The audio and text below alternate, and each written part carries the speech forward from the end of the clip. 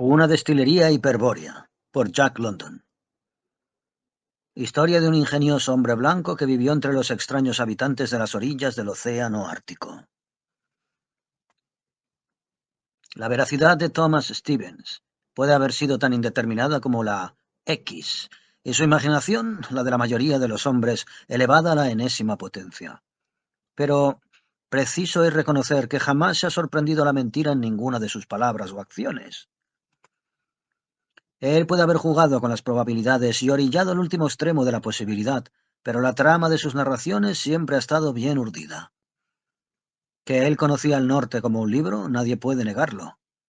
Que había viajado mucho y puesto su planta en infinidad de sendas desconocidas, lo confirman muchas evidencias. Aparte de lo que yo personalmente he averiguado, conozco a hombres que le han visto en todos los lugares, pero principalmente en los confines de ninguna parte. Allí estaba Johnson, el ex agente de la Hudson Bay Company, que le había albergado en su factoría del Labrador hasta que sus perros hubieron descansado un poco y él estuvo en condiciones de continuar el viaje.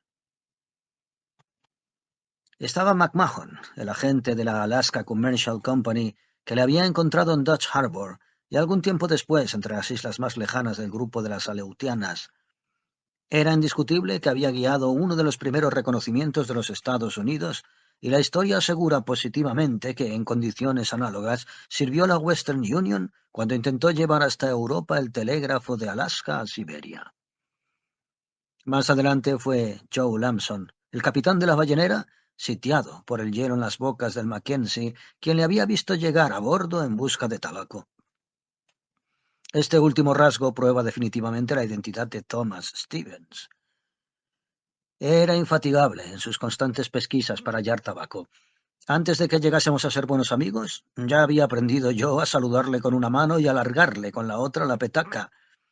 Pero la noche que le encontré en el salón de John O'Brien, en Dawson, tenía la cabeza envuelta en un nimbo de humo de cigarrillos de 50 centavos, y en vez de la petaca me pidió el talego. Estábamos de pie, junto a una mesa de faraón, e inmediatamente se lanzó a la carta más alta. 50, dijo, y el croupier asintió con la cabeza. La carta más alta salió. Me devolvió el talego, pidió una ficha y me condujo hasta la balanza donde el pesador, impasible, le pagó $50 en polvo. Y ahora beberemos, dijo. Y después en el bar, cuando dejó el vaso, dijo, esto me recuerda a la pequeña destilería que tuve en el camino de Tattarat.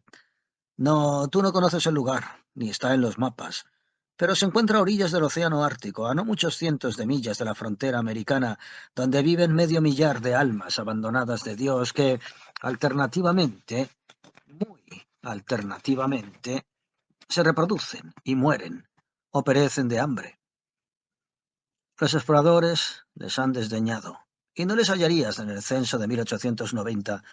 Una vez embarrancó allí una ballenera, y la tripulación, que había escorado sobre el hielo, se dirigió hacia el sur, y nunca más se ha vuelto a saber de ella. Pero Mosu y yo montamos una destilería importante, añadió un momento después con un suspiro apenas perceptible. Yo sabía que detrás de aquel suspiro había grandes hazañas y hechos extraños. Así que le llevé hacia un rincón entre una partida de ruleta y otra de póker y esperé a que se le desatara la lengua. Mosu no tenía más que un defecto, empezó a decir levantando la cabeza meditabundo. Un defecto. Solo uno. Era un indio del extremo de la región de Chipewyan, pero el inconveniente consistía en que había adquirido un conocimiento superficial de las escrituras durante una temporada que fue compañero de un renegado canadiense-francés que había estudiado para clérigo. Mosu no tenía idea de lo que era el cristianismo, pero tenía la cabeza llena de milagros, batallas y dispensas, de todo lo cual no entendía una sola palabra. Por otra parte, era un buen camarada y hombre útil por su habilidad, lo mismo en el campamento que en un viaje. Juntos pasamos días muy duros, y llegamos a Tattarat muy maltrechos. Habíamos perdido el ajuar y los perros durante un temporal de nieve, y teníamos el vientre pegado a la espalda y las ropas hechas jirones cuando llegamos a la aldea. No se sorprendieron mucho al vernos, porque estaban acostumbrados a ver arribar a los pescadores de ballenas, y nos cedieron para vivir la cabaña más mísera del pueblo. Lo que más me chocó entonces, por lo raro, fue que nos dejaron absolutamente solos. pero Mosu me lo explicó. El hechicero tiene dolor de vientre, dijo, dando a entender que nos tenía celos y había aconsejado al pueblo que no entablase trato con nosotros. Con lo poco que había visto este chamán al llegar los pescadores de ballenas, puedo comprender que mi raza era más fuerte y más inteligente que la suya, y se había conducido como suelen hacerlo los chamanes de todo el mundo. Pero antes de que termine, verás que no le faltaba la razón. Esta gente tiene una ley, dijo Mosu, por la que están obligados a cazar toda la carne que consumen. Tú y yo, oh señor, no conocemos el manejo de las armas de este pueblo. No sabemos tender el arco ni arrojar la lanza según la costumbre establecida, por lo cual el chamán y Tumasok, que es el jefe, se han unido y han decretado que trabajemos con las mujeres y los niños en el acarreo de la caza y en atender a las necesidades de los cazadores. Eso es un gran error, repuse, porque nosotros valemos más que este pueblo que vive en tinieblas. Además, es necesario que descansemos y recuperemos las fuerzas, pues el camino del sur es largo, y trabajando así no aumentará nuestro vigor. Pero no tenemos nada, objetó Mosu, mirando en derredor las podridas maderas de la cabaña y molestando a su olfato el olor de la carne de caballo marino que constituía nuestra cena. Y con ese alimento no haremos muchos progresos. No nos queda sino la botella de matapenas, que no logrará llenar el hueco, y por lo tanto habremos de someternos al yugo de los infieles y convertirnos en leñadores y aguadores. Sin embargo, aquí hay cosas buenas que pueden ser nuestras. Oh, señor, jamás me ha engañado el olfato, y yo le he seguido hacia los depósitos secretos y entre los fardos de pieles de las cabañas. Estas gentes tienen buenas provisiones arrebatadas a los pobres pescadores de ballenas, y estas provisiones han pasado a ser propiedad de unos pocos. La mujer Ipsukuk, que habita en el extremo opuesto de la aldea, cerca de la cabaña del jefe, posee mucha harina y azúcar, y ya han visto también mis ojos la melaza con que se embadurna el rostro. En la cabaña del jefe Tumasuk hay té. Se lo he visto tragar a ese cerdo viejo. El chamán tiene una caja de té, Star, y 2 paquetes de excelente tabaco. ¿Y nosotros qué tenemos? Nada, nada. Estaba tan aturdido con lo que había oído del tabaco que no le contesté. Mosu, siguiendo su propio deseo, rompió el silencio. También está Tukeliqueta, hija de un gran cazador y hombre opulento. Una muchacha bien parecida. Verdaderamente es una muchacha muy linda. Durante la noche, mientras Mosu roncaba, yo me revolvía, pues no podía soportar fácilmente la idea de tener tan cerca el tabaco y no poder fumar. Era verdad lo que había dicho aquel hombre. No teníamos nada, pero vi claramente la manera de resolverlo todo, y por la mañana le dije: «Sal con precaución, como tú sabes, y procúrame algún hueso curvado y hueco, parecido a un cuello de ganso. Date también una vuelta por ahí. Abre los ojos y mira dónde están los pucheros, vasijas y utensilios para guisar. Recuerda que poseo la sabiduría del hombre blanco, y haz con toda rapidez lo que te he ordenado». Mientras estuvo fuera, coloqué el hornillo de aceite de ballena en el centro de la cabaña y aparté las pieles sarnosas que nos servían de lecho con el fin de tener más sitio. Después, desmonté el cañón de su escopeta. Lo dejé a mano y finalmente confeccioné unas torcidas de ese algodón silvestre que las mujeres recogen durante el verano. Cuando regresó Mosu, traía el hueso que le había encargado y la noticia de que en la cabaña de Tumasok había una vasija de petróleo de 5 galones y una gran caldera de cobre. Le dije que se había portado bien y que descansaríamos todo el día, y cuando estuvo cerca la medianoche le hablé de este modo. Ese jefe, ese Tumasok, tiene una caldera de cobre y asimismo una vasija de petróleo. Puse en su mano una piedra pulimentada por las olas y dije: «Está silencioso el campamento y brillan las estrellas.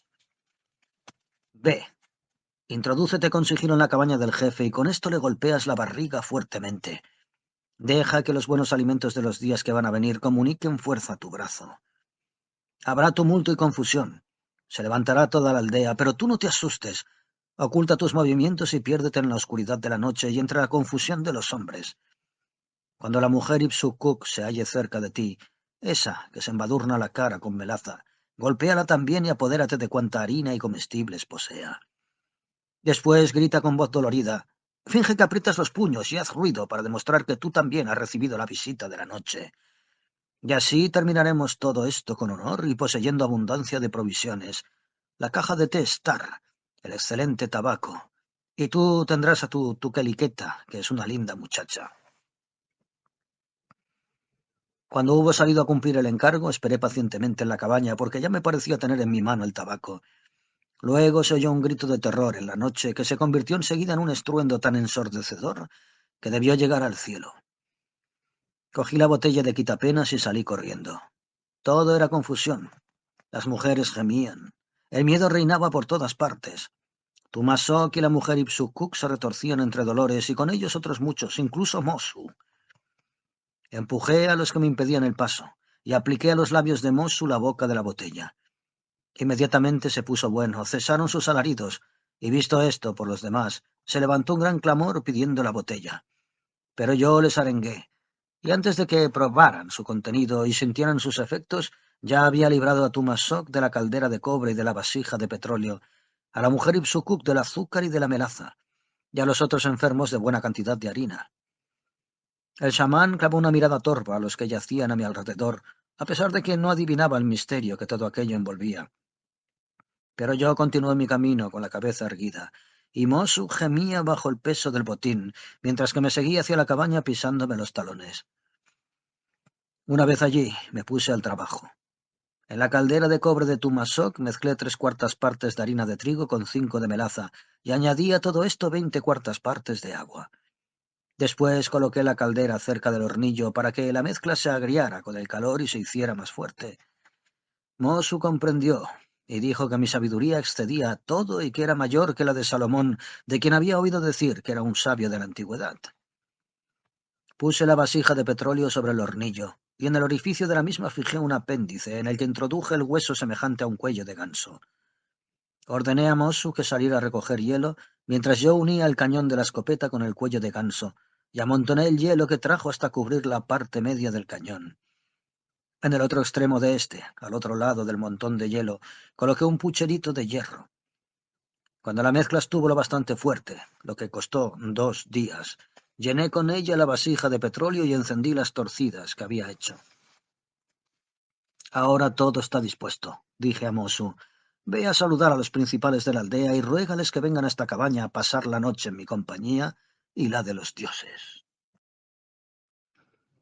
La mezcla cantaba alegremente cuando vinieron a levantar la piel que hacía las veces de puerta y a deslizarse en el interior de la cabaña. Yo me hallaba ocupado amontonando hielo desmenuzado sobre el cañón de mi escopeta. Por el otro extremo del mismo caía gota a gota en la olla de hierro, el huch, ya sabes. Pero ellos jamás habían visto nada semejante, y en cuanto hice el elogio de sus virtudes se agitaron nerviosamente. Mientras hablaba descubrí la envidia en los ojos del chamán, por lo que en cuanto hube terminado le coloqué al lado de Tumasok y de la mujer Ipsukuk. Después les hice beber, y se les humedecieron los ojos y se les calentó el estómago, y aunque al principio se asustaron, luego pidieron más con insistencia. Tan pronto como les vi entusiasmados, me volví hacia los otros. Tumasok empezó a explicar que cierta vez había dado muerte a un oso blanco, y tanto se enardeció con su mímica que faltó poco para que hiriera a un tío suyo. Pero nadie le hizo caso. La mujer Ipsukuk se puso a llorar por un hijo desaparecido entre el hielo muchos años antes, y el chamán hizo hechizos y profecías. De esta manera transcurrió la noche, y antes del amanecer se hallaban todos en el suelo durmiendo estrepitosamente en compañía de los dioses. Al final se adivina fácilmente, ¿verdad? Se extendió la noticia de la poción mágica, pero las lenguas no podían decir sino una 10ª parte de los milagros que obraba. Aliviaba las penas, alejaba la tristeza, traía a la memoria viejos recuerdos, seres perdidos y sueños olvidados. Era un fuego que devoraba la sangre y, quemando, no quemaba. Fortalecía el corazón, daba firmeza al cuerpo y hacía a los hombres más que hombres. Revelaba el porvenir, producía visiones e inspiraba profecías, saturaba de ciencia y descubría secretos. No tenían fin las cosas que podía realizar, y pronto se despertó en todos el deseo de dormir acompañados de los dioses. Trajeron las pieles de más abrigo, los perros más poderosos, las mejores viandas, pero yo vendía el huch con mucha parsimonia, y únicamente se veían favorecidos aquellos que aportaban harina, melaza y azúcar. Y tanto aumentaron las provisiones de esta clase, que ordené a Mosu que construyera un depósito para guardarlas, pues dentro de poco ya no cabrían en la cabaña. Antes de 3 días, Tumasok había hecho bancarrota. El chamán, que después de la primera noche solo estaba ebrio a medias, me observaba de cerca, y durante la mayor parte de la semana estuvo pendiente de mí. Pero apenas transcurridos 10 días, hasta la mujer Ipsukuk agotó sus provisiones y volvió a su casa débil y vacilante. Mosu se lamentaba. «Oh, señor», dijo, «hemos hecho gran acopio de melaza, azúcar y harina, pero nuestro ajuar es muy mezquino. Nuestras ropas delgadas y las pieles en que dormimos están sarnosas. El estómago reclama carne, cuyo olor no ofende a las estrellas. Té, como el que traga Tumasok, y deseamos ardientemente el tabaco de ese chamán que se propone arruinarnos. Hay tanta harina que llega a producirme náuseas, y azúcar y melaza sin límites. Sin embargo, el corazón de Mosu está triste y su cama vacía». «Tú eres tonto, Mosu», le respondí. «Ten paciencia, que ya nos apoderaremos de todo. Si lo cogemos ahora, cogeremos poco, y al fin nos quedaremos sin nada. Tu pobre sabiduría, comparada con la de un hombre blanco, es sencillamente la de un niño. Detén tu lengua, observa, y yo te enseñaré a obrar como mis hermanos de allende los mares, que han sabido hacerse los más ricos de la tierra. Esto es lo que se llama un negocio. ¿Qué entiendes tú de negocios?». Pero al siguiente día llegó sin aliento. «Oh, señor, en la cabaña de Newark, el chamán, he visto una cosa inesperada. Estamos perdidos, sin haber conseguido las ricas pieles ni probado el buen tabaco a causa de tu locura por la melaza y la harina. Ve a enterarte tú mismo mientras yo cuido de la mezcla». Así pues, fui a la cabaña de Newark, y he aquí que había construido un alambique que imitaba el mío hábilmente. En cuanto me vio, pudo apenas disimular su triunfo. Era un hombre de recursos, y su sueño en mi cabaña, acompañado de los dioses, no había sido tan absoluto que no le impidiera observar y enterarse. Pero no me preocupé por esto, porque yo sabía lo que sabía. Y cuando regresé a mi cabaña comenté con Mosu y le dije: «Afortunadamente existe el derecho de propiedad en este pueblo que, por otra parte, no ha sido favorecido con muchas de las instituciones humanas. Valiéndonos este respeto por la propiedad, engordaremos tú y yo e introduciremos, además, nuevas instituciones que otras gentes han establecido a costa de grandes trabajos y sufrimientos». Pero Mosu no lo comprendió muy claramente, hasta que llegó el chamán con los ojos encendidos y voz amenazadora, pretendiendo entrar en negociaciones conmigo. «Por tu causa», gritó, «no queda harina ni melaza en toda la aldea. Astutamente lo has recogido de mi pueblo, que ha dormido con tus dioses, y ahora tienen la cabeza insegura y las rodillas flojas, y un ansia de agua fresca que no pueden apagar. Eso no está bien, y como mi voz tiene poder entre ellos, creo que sería mejor que me vendieras la melaza y la harina del mismo modo que ellos te la vendieron a ti». Yo le contesté: «Estas razones son buenas, y la sabiduría reside en tus labios. Negociaremos. Por toda esta harina y melaza me das tú la caja de té y los 2 paquetes de tabaco». Mosu rezongaba, y cuando el trato estuvo cerrado y el chamán se fue, me reprochó mi conducta. «Ahora, por culpa de tu locura, estamos perdidos del todo. Newark hará Hodge por su cuenta, y cuando llegue el momento oportuno ordenará a su gente que no beban Hodge si no es del suyo. Y en ese caso estamos arruinados, y nuestras mercancías carecen de valor, y nada más pobre que nuestra cabaña, y nada más frío y duro que el lecho de Mosu». Yo respondí: «Por el cuerpo de un lobo. Eres un tonto, y tu padre antes que tú, y tus hijos después de ti hasta la última generación. Tu talento es peor que no tenerlo, y tus ojos están ciegos para los negocios de que ya te he hablado y que desconoces por completo. Ve, hijo de mil locos, y bebe del Hodge que Newark elabora en su cabaña, y dé gracias a tus dioses por tener a tu lado la sabiduría de un hombre blanco, que te procurará una cama blanda donde reposar. Ve, y cuando hayas bebido, vuelve con el sabor en los labios para que yo lo conozca». 2 días después, Newark envió saludos e invitaciones para que acudieran a su cabaña. Mosu fue, y yo permanecí solo en aquella atmósfera rarificada por el humo del tabaco del chamán y con el canto del silencio en los oídos. Aquella noche había cesado el tráfico en mi cabaña, y nadie entró, excepción hecha de Angate, un joven cazador que tenía fe en mí. Más tarde volvió Mosu, hablando entre carcajadas y con los ojos arrugados por la risa. Tú eres un gran hombre, dijo. Tú eres un gran hombre, oh señor. Y a causa de esta misma grandeza no querrás condenar a tu siervo Mosu, que con frecuencia duda y no puede comprender. ¿Pero qué pasa ahora? Le pregunté. ¿Has bebido con exceso? ¿Duermen todos en la cabaña de Newark el chamán? No, están irritados y enfermos. Y el jefe Tumasok ha hundido los pulgares en la garganta de Newark, jurando por los huesos de sus antepasados que jamás volverá a mirarle a la cara. Porque he aquí que yo entré en su cabaña y la mezcla hervía y burbujeaba, y el humo salía a través del cuello de ganso como el tuyo. Y como el tuyo se convertía en agua al encontrar el hielo y goteaba en la olla del otro extremo. Y Newark nos dio a beber. Y he aquí que no era igual que el tuyo, porque no producía picor en la lengua ni punzadas en las pupilas, y en realidad no era más que agua. Así pues, bebimos y bebimos a más no poder. Sin embargo, continuábamos tranquilos y solemnes. Y Newark estaba perplejo, y su frente se ensombreció. Llevó aparte a Tumasok y a Ipsukuk, y les hizo beber y beber y beber, y ellos bebieron y bebieron y bebieron, y siguieron tan solemnes y tan tranquilos, hasta que Tumasok se levantó furioso y se hizo devolver el té y las pieles que había pagado. E Ipsukuk elevó su voz aguda y enfurecida, y con ella los demás reclamaron lo que habían entregado, y hubo un gran alboroto. ¿Se habrá figurado este hijo de perro que soy una ballena? Dijo Tumasok, llegando a mi cabaña y apartando la piel de la entrada, erguido con el rostro negro y la mirada colérica. Estoy hinchado, como una vejiga a punto de estallar, y me siento tan pesado que apenas puedo moverme. ¡Demonio! He bebido más que nunca y con todo mis ojos permanecen claros, mis rodillas fuertes y mi mano firme. El chamán no puede hacernos dormir con los dioses, se quejaba la gente, más indignada cada vez, y viniendo a reunirse con nosotros. Esto solo es posible en tu cabaña.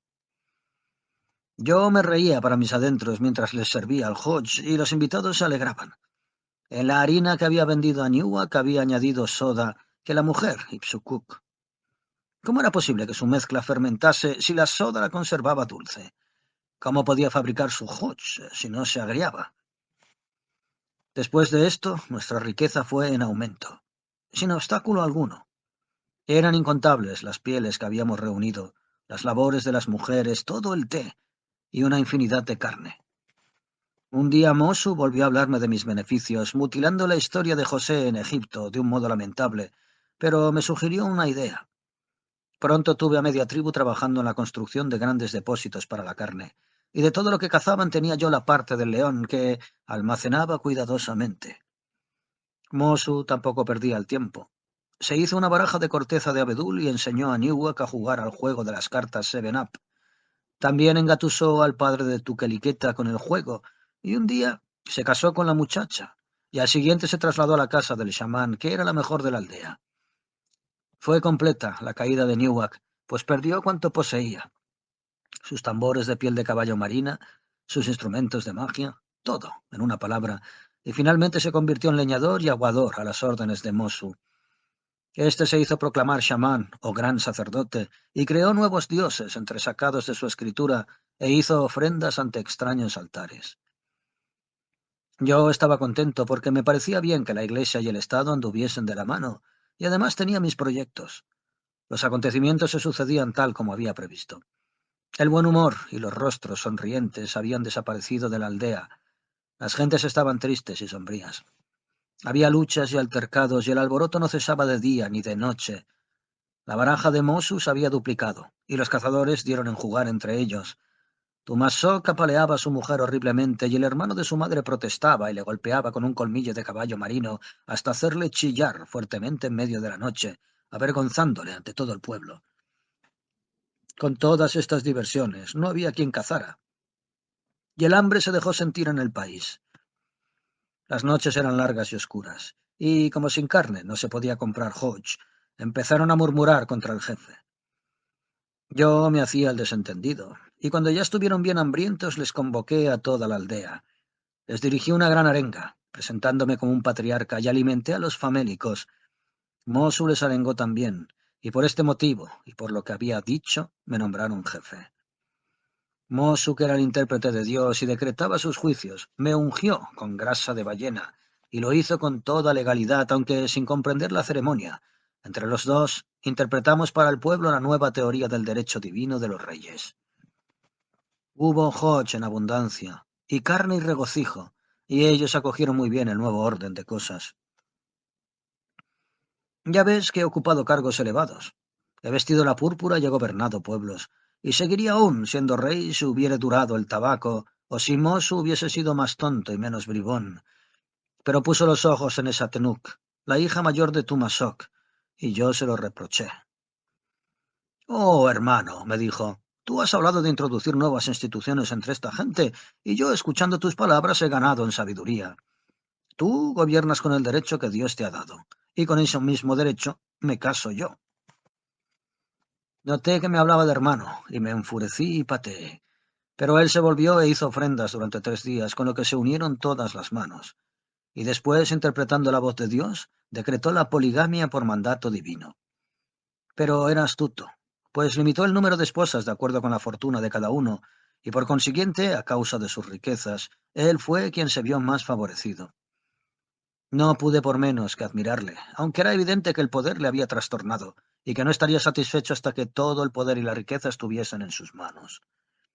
Como era de esperar, se hinchó de orgullo. Olvidó que yo le había colocado allí y se dispuso a arruinarme. Pero era interesante, porque aquel miserable operaba a su manera una evolución hacia la sociedad primitiva.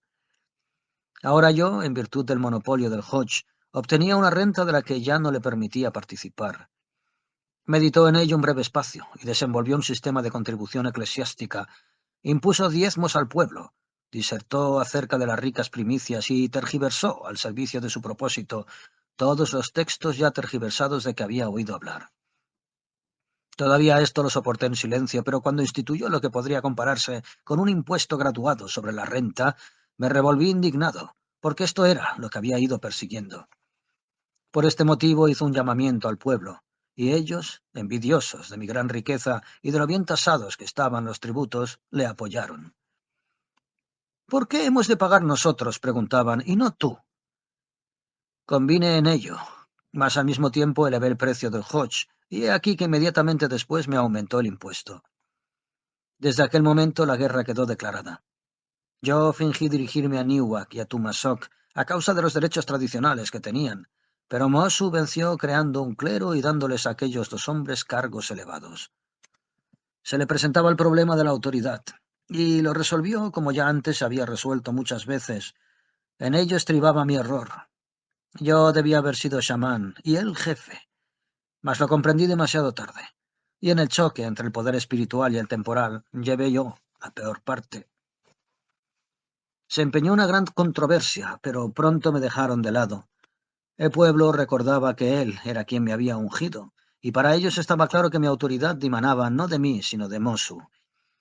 Solo unos cuantos fieles se pusieron a mi lado, de los cuales Sangate era el jefe. Entretanto, él dirigía el Partido Popular y hacía correr la voz de que yo pensaba destruirlo e imponer mis propios dioses, que eran más inicuos que los suyos. El gran bribón se me había anticipado en esto, porque precisamente yo había pensado renunciar a mi monarquía y comenzar una lucha de lo espiritual con lo espiritual. Pero atemorizó al pueblo con las iniquidades de mis dioses, específicamente de uno que él llamaba Vice-Enas, y destruyó mi proyecto apenas esbozado. Entonces ocurrió que, habiéndome sido simpática, y yo a ella, Kluktu, la hija menor de Tumasok, quise entrar en relaciones con ella. Pero el antiguo jefe, después de haberle pagado el precio de compra, me rechazó brutalmente y me informó que la tenía elegida para Mosu. Esto era demasiado, y estuve a punto de ir a la cabaña de aquel miserable y matarle. Pero recordé que se estaba concluyendo el tabaco, y riendo me volví a casa. Al día siguiente hizo ofrendas Mosu, y descompuso el milagro de los panes y los peces hasta convertirlo en una profecía. Yo, leyendo entre líneas, vi que apuntaba a mi provisión de carne almacenada en los depósitos. El pueblo también lo adivinó, y como no les instaba para que salieran a cazar, permanecieron en casa y se cobraron muy pocos osos y caribúes en aquellos días. Yo había formado mis planes al ver que no solo el tabaco, sino también la harina y la melaza se estaban terminando. Y además me creí en el deber de probarles la sabiduría del hombre blanco y reducir a una profunda miseria a Mosu, a quien se le había indigestado el poder con que le había favorecido. Por tanto, Aquella noche me dirigí a mis depósitos de carne y trabajé con tanto desvelo que al día siguiente todos los perros de la aldea daban muestras de una gran indolencia. No se sospechó nada, y así fui trabajando cada noche, sin descansar. Los perros empezaron a engordar, entonces, y la gente a enflaquecer. Murmuraba el pueblo y pedía la realización de la profecía, pero Mosu quería entretenerlos esperando que aumentase su hambre y presentase después como más poderoso. Ni siquiera llegó a sospechar la jugarreta que acababa de hacerle vaciando los depósitos.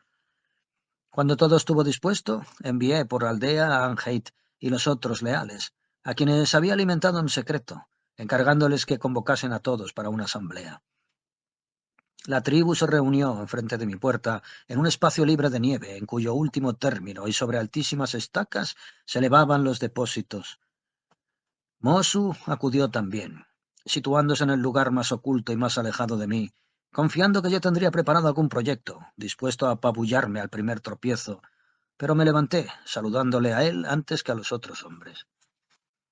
«Oh, Mosu, bendecido de Dios», comencé. «Sin duda te ha extrañado que os haya convocado a todos, y sin duda también a causa de mis muchas locuras vas a confundirnos con palabras y con hechos. No lo hagas.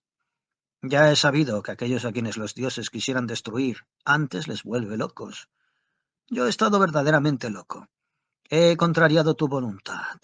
He escarnecido tu poder y he hecho muchas cosas malas e indebidas, pero esta noche he sido favorecido con una visión y he comprendido la perversidad de mi proceder. Tú avanzabas como una estrella radiante con el fuego en tu mirada, y he reconocido en el fondo de mi corazón tu grandeza.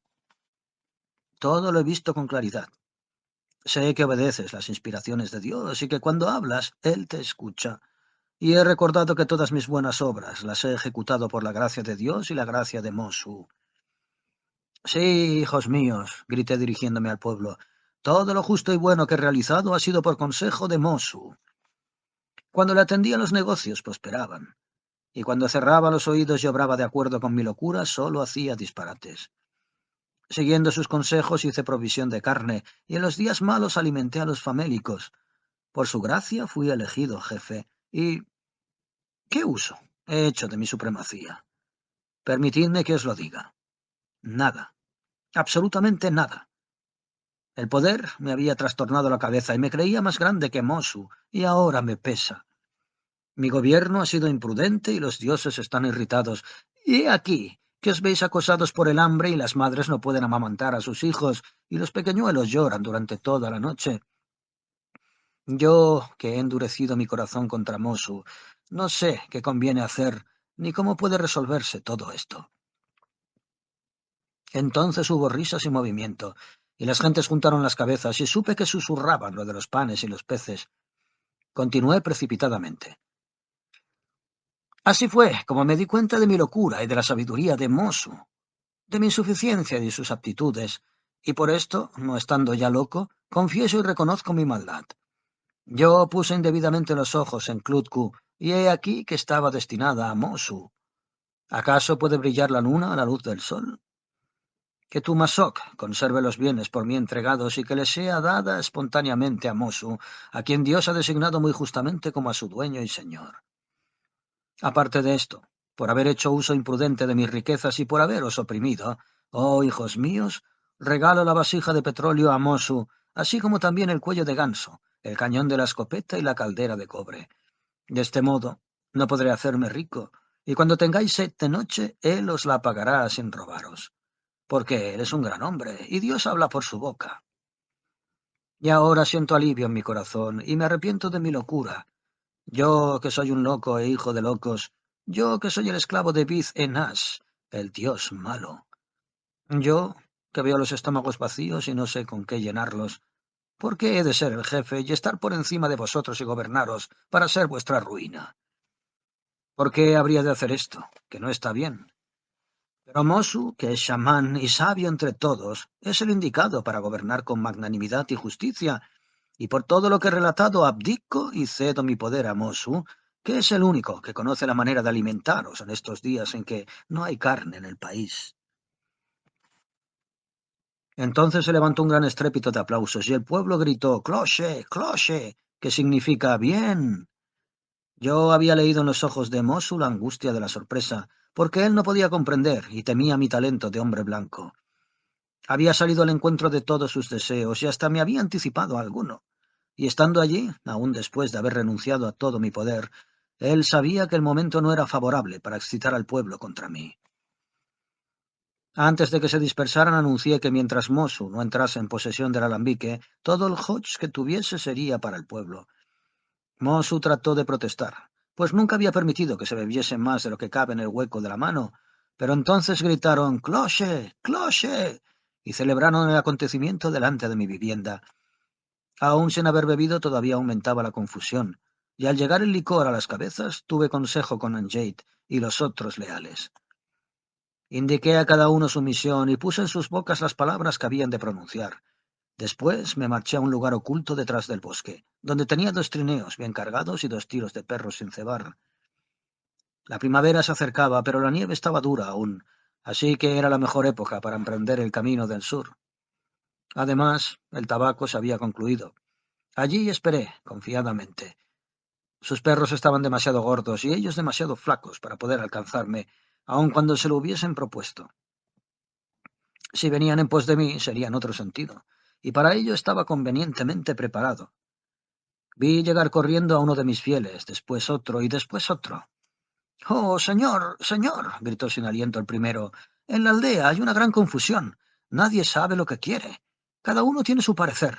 Todos han bebido con exceso, y unos tienden los arcos y otros riñen entre sí. Jamás hubo alboroto semejante». Y el segundo dijo: «Y yo, según me ordenaste, oh señor, murmuré palabras insidiosas en oídos sedientos, despertando recuerdos otros días. La mujer Ipsukuk gime por su pobreza y por la opulencia que ya no tiene, y Tumasok piensa en la época en que era jefe, y el pueblo está hambriento y corre furioso de un lado a otro».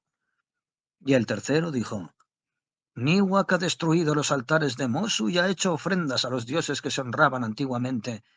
Todos recuerdan la riqueza que se deslizaba por su garganta y que ya no poseen. Y primero Sanetuk, que tiene dolor de vientre, se peleó con Klutku y hubo mucho escándalo. Luego, por ser hijas de la misma madre, riñeron con Tukeliketa, y finalmente las tres cayeron sobre Mosu, como si cada una de sus manos, hubiese sido un torbellino, hasta que se vio obligado a huir de la cabaña, y el pueblo se burló de él, porque el hombre que no sabe hacerse respetar de sus mujeres es un tonto». Después llegó Anjate. «A Mosu le ha sobrevenido una gran calamidad, oh señor, porque yo he murmurado con más éxito, y el pueblo llegó hasta él diciendo que tenía hambre y pidiendo la realización de la profecía. Hubo gritos de «Itilwili, Itilwili», carne. Entonces pidió tregua a sus mujeres, que estaban ebrias de furor y de Hodge, y condujo a la tribu hacia tus depósitos de carne.